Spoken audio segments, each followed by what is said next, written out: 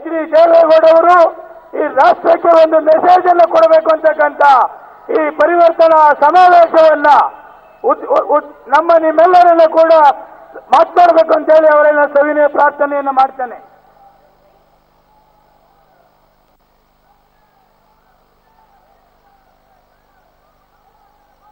ಇಂದು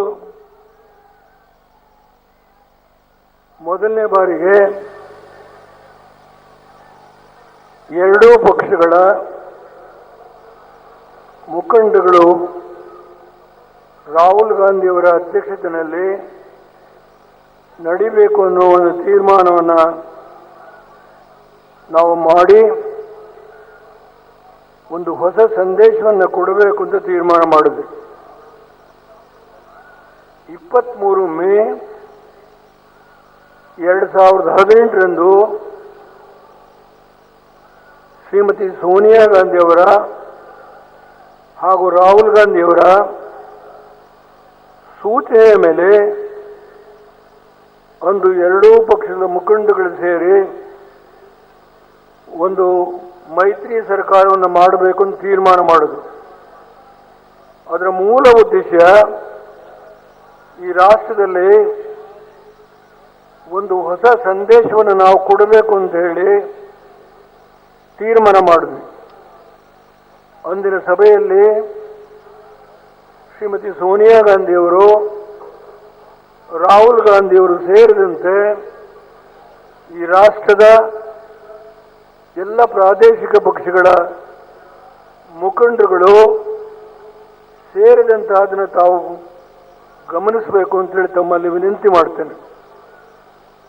ಚಂದ್ರಬಾಬು ನಾಯ್ಡು ಅವರಿರ್ಬೋದು, ಎಡಪಂಥೀಯ ಪಕ್ಷದ ಮುಖ್ಯಮಂತ್ರಿಗಳಿರ್ಬೋದು, ದೆಹಲಿಯ ಮುಖ್ಯಮಂತ್ರಿ ಇರ್ಬೋದು, ವೆಸ್ಟ್ ಬೆಂಗಾಲ್ ಮುಖ್ಯಮಂತ್ರಿ ಇರ್ಬೋದು, ಮಾಯಾವತಿಯವರಿರ್ಬೋದು, ಅಖಿಲೇಶ್ ಅವರಿರ್ಬೋದು, ಶರದ್ ಪವಾರ್ ಇರ್ಬೋದು, ಈ ರಾಷ್ಟ್ರದಲ್ಲಿ ನಾವೆಲ್ಲ ಒಂದುಗೂಡಿ ಇಂದಿರ್ತಕ್ಕಂಥ ಒಂದು ಅತ್ಯಂತ ಕೋಮುವಾದಿ ಸರ್ಕಾರ RSSನ ಒಂದು ಕಾರ್ಯಕ್ರಮ ಏನಿದೆ, ಹಿಂದೂ ರಾಷ್ಟ್ರವನ್ನು ಈ ದೇಶದಲ್ಲಿ ಎಲ್ಲರ ಮೇಲೆ ಹೇರಬೇಕು ಅಂತಕ್ಕಂಥ ಒಂದು ಏನು ಅವರ ಕಾರ್ಯಕ್ರಮ ಇದೆ, ಇದು ಹಿಂದೂ ರಾಷ್ಟ್ರ ಅಲ್ಲ, ಇದು ಎಲ್ಲ ವರ್ಗಕ್ಕೆ ಎಲ್ಲ ಧರ್ಮಕ್ಕೆ ಸೇರಿದಂಥ ರಾಷ್ಟ್ರ ಇದು ಅನ್ನೋದನ್ನು ಸಾಬೀತು ಮಾಡಬೇಕು ಅನ್ನೋ ಹಿನ್ನೆಲೆಯಲ್ಲಿ ನಾವೆಲ್ಲ ಸೇರಿದ್ವಿ.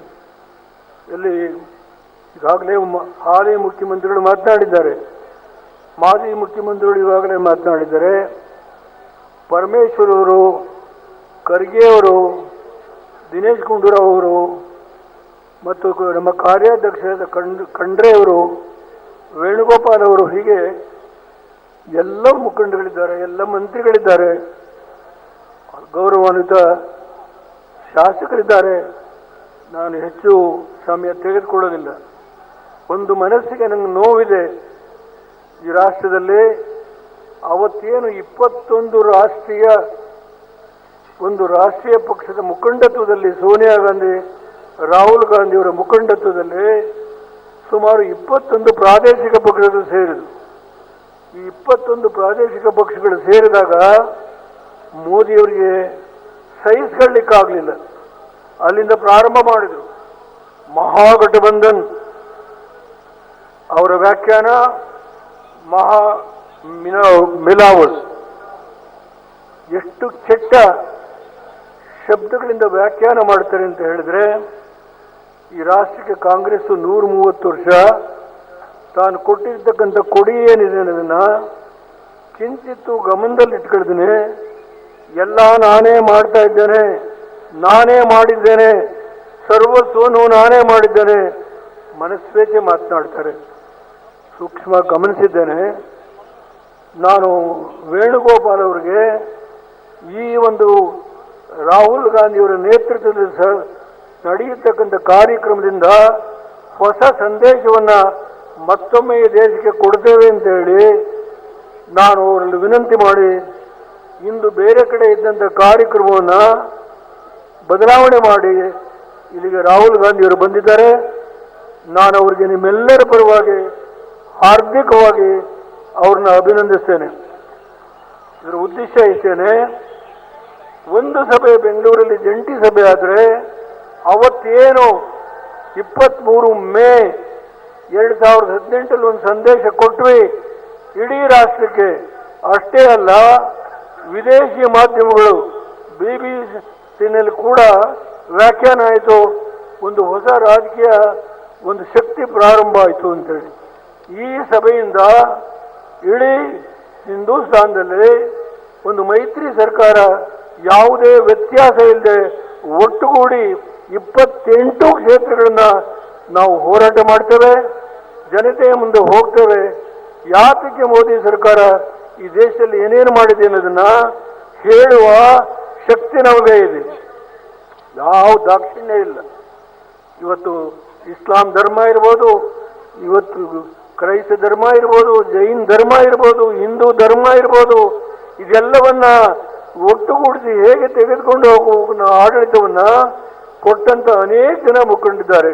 ಅಂಬೇಡ್ಕರ್ ಅವರು ಕೊಟ್ಟಿರ್ತಕ್ಕಂಥ ಸಂವಿಧಾನದಲ್ಲಿ ಏನೇನು ಹಕ್ಕು ಇದೆ ಅನ್ನೋದನ್ನ ಪುಣ್ಯಾತ್ಮ ಹೇಳಿ ಹೋಗಿದ್ದಾರೆ.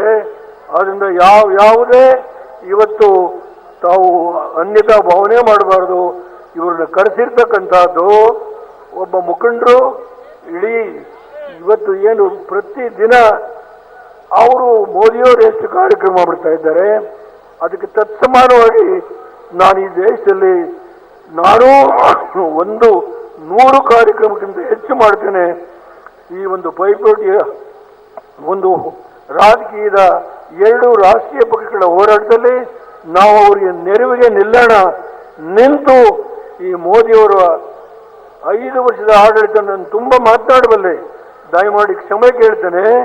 ಕಾಶ್ಮೀರದಲ್ಲಿ 282 ಸ್ಥಾನ ತೆಗೆದುಕೊಂಡಂತ ಈ ರಾಷ್ಟ್ರದ ಭಾರತೀಯ ಜನತಾ ಪಾರ್ಟಿ ನಡ್ಕೊಂಡಂತ ರೀತಿ 3.5 ವರ್ಷ 144ನೇ ವಿಧಿಯನ್ನ ಇವತ್ತು ಅಲ್ಲಿ ಮಂಜೂರು ಮಾಡಿ ಪ್ರತಿದಿನ ಎಲ್ಲ ಯುವಕರು ಹೋರಾಟ ಬೀದಿನಲ್ಲಿ ಆರ್ಟಿಕಲ್ 144ನೇ ಸೆಕ್ಷನ್ ಜಾರಿ ಮಾಡಿ ಇವತ್ತು ಏನಾಗಿದೆ ಅನ್ನೋದ್ರ ಬಗ್ಗೆ ನಾನು ತುಂಬ ಮಾತನಾಡಬಲ್ಲೆ.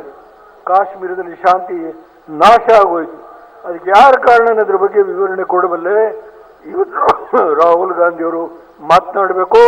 ತಾವು ದಯಮಾಡಿ ಕೈ ಮುಗಿದು ಪ್ರಾರ್ಥನೆ ಮಾಡ್ತಾನೆ. ಈ ಮಾಧ್ಯಮ ಸ್ನೇಹಿತರಿಗೆ ಇವತ್ತು ಏನು 23 ಮೇ 2018 ಹೊಸ ಸಂದೇಶವನ್ನು ದೇಶಕ್ಕೆ ಕೊಟ್ಟಿದ್ದೇವೆ.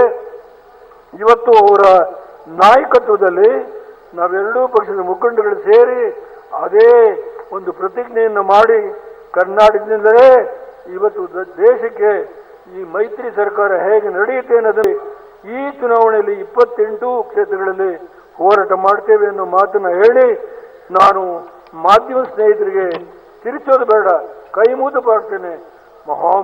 ಮಿಲಾವಟ್ ನಾವೆಲ್ಲರೂ ಭ್ರಷ್ಟರು. ಈ ದೇಶದಲ್ಲಿ ಲೂಟಿ ಮಾಡಿರ್ತಕ್ಕಂಥವ್ರು ನಾವೆಲ್ಲ ಒಂದು ಕಡೆ ಸೇರಿ ಹೋರಾಟ ಮಾಡ್ತಾ ಇದ್ದೀವಿ ಅನ್ನೋ ವ್ಯಾಖ್ಯಾನ ಪ್ರತಿನಿತ್ಯ ನಾನು ನೋಡ್ತಾ ಇದ್ದೇನೆ.